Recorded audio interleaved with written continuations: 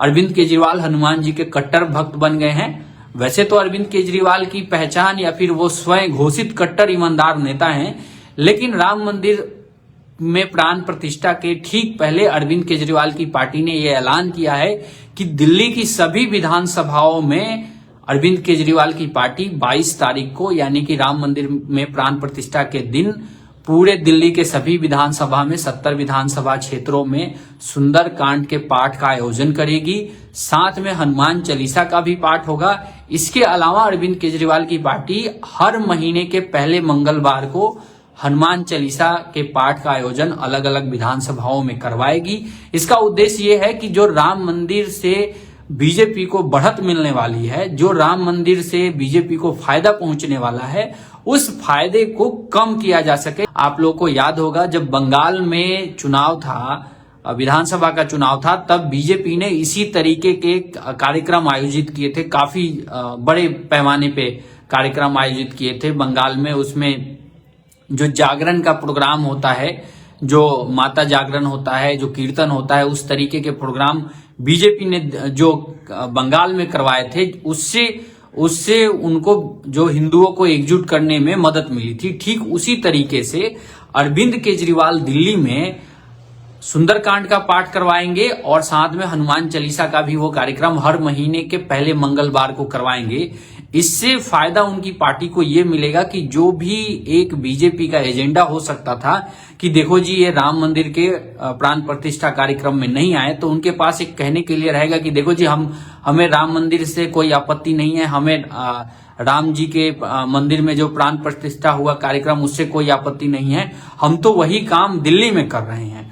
तो यानी कि जो उनको एक नुकसान हो सकता था आम आदमी पार्टी को राम मंदिर के प्राण प्रतिष्ठा कार्यक्रम में ना जाने का, उसका काट उन्होंने इस तरीके से तैयार किया है। हालांकि इसमें अब राजनीति शुरू हो गई है।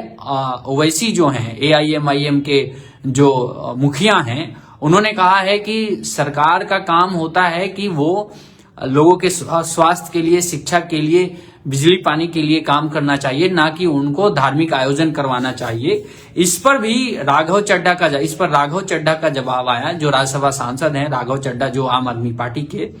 उन्होंने कहा कि दिल्ली की सरकार जो है वो दिल्ली की जनता का लगातार सेवा कर रही है। हम लोग श्रवण कुमार की तरह दिल्ली की जनता की सेवा कर रहे हैं। जिस तरीके से श्रवण कुमार ने अपने बुजुर्ग माता पिता की सेवा की थी, उसी तरीके से दिल्ली की जनता हमारे लिए सर्वोपरि है और हम उनकी सेवा कर रहे हैं। इसके साथ साथ अगर भक्ति का कार्यक्रम हो रहा है तो इसमें किसी को आपत्ति नहीं होना चाहिए। हालांकि आप सभी को पता है कि राम मंदिर के कार्यक्रम में पहले शंकराचार्यों की आपत्ति आई थी।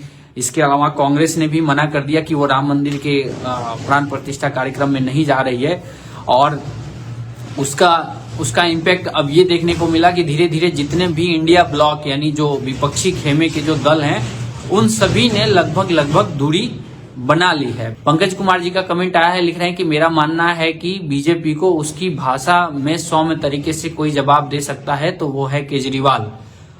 आज के समय एक जुझारू नेता चाहिए, ईमानदारी पूर्वक रास्ता दिखाए। देखिए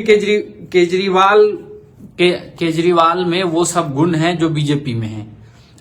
मतलब कि केजरीवाल के ऊपर अभी कोई एक तो परिवारवाद का टैग नहीं है, और दूसरा ये है कि पढ़े लिखे व्यक्ति हैं। इसको कोई नहीं नकार सकता है कि वो IITian रहे हैं, वो पढ़े लिखे व्यक्ति हैं। ऐसा नहीं है कि उनको ज्ञान नहीं है।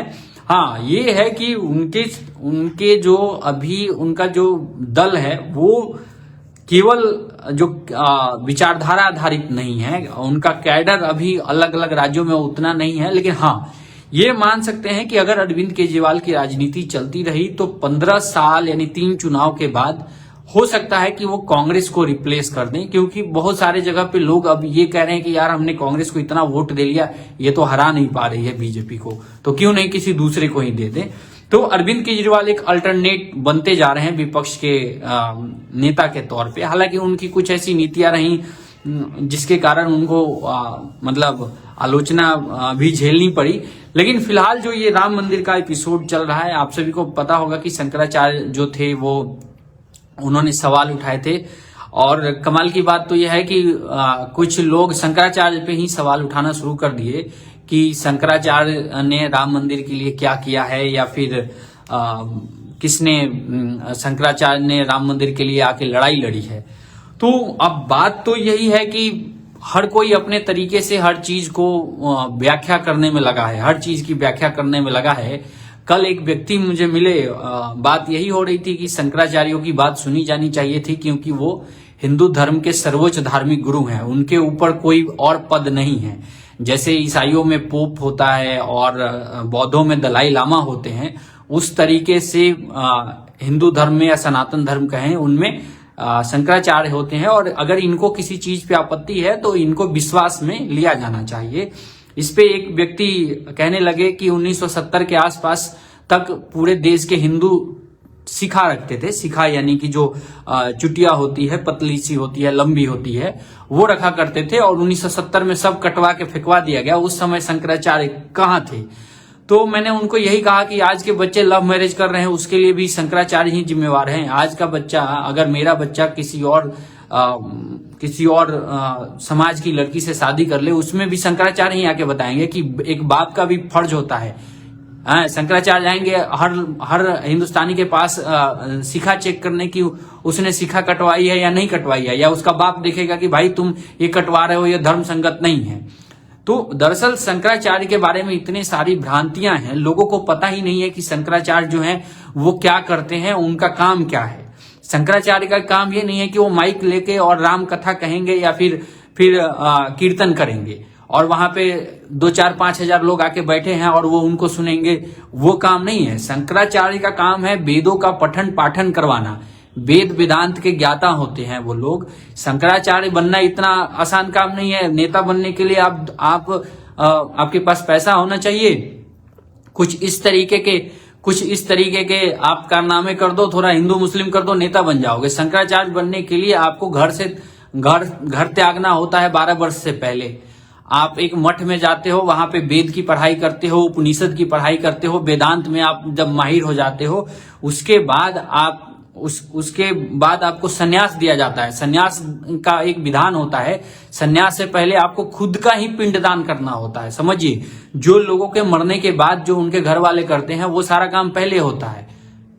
एक व्यक्ति, आज जो शंकराचार्य हैं, जो जोशी मठ के शंकराचार्य हैं, उनके बारे में किसी को अगर पता हो तो अलग बात है। 99% लोगों को पता नहीं है कि उनके माता पिता ने लगभग 8 साल की उम्र में उनको दान में दे दिया था एक शिव मंदिर में। और फिर उनको एक जो शंकराचार्य थे, उन्होंने उनको काशी में लाकर वेद वेदांत का अध्ययन करवाया, पढ़वाया, लिखवाया। जब